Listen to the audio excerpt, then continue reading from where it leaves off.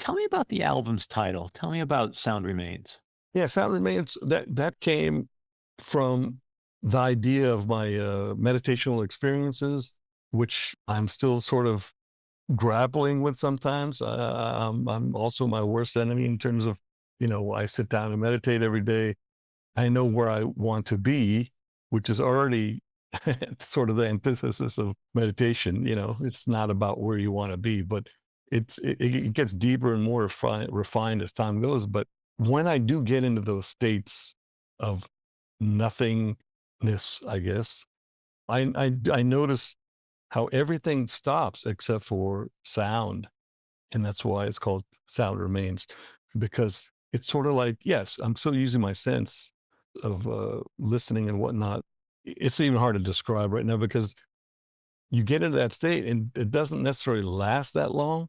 But these are the states where all the yogis have talked about for millennia.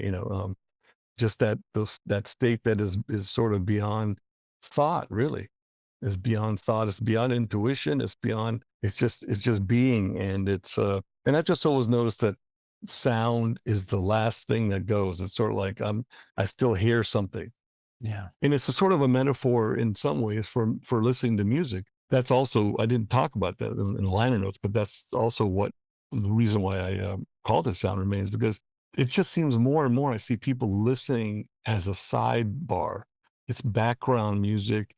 Even myself, I hate to say it. God, this is hard to admit, but like I used to actually listen to full blown albums or two, one or two albums a day, and really just sit there listening to the whole thing. I said, wow, yes. And, I would make my judgment calls, of course, but at least it would be towards the music I'm listening to, it wouldn't be about something else. Yeah.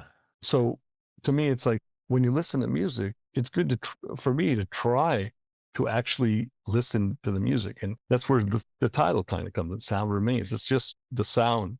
I'm not thinking about tomorrow. I'm not thinking about yesterday. I'm not thinking about, oh, I should practice that. I'm just listening. And whatever it shows me without my thought. So it's really based in this idea of sort of separating your thoughts from the actual doing of things.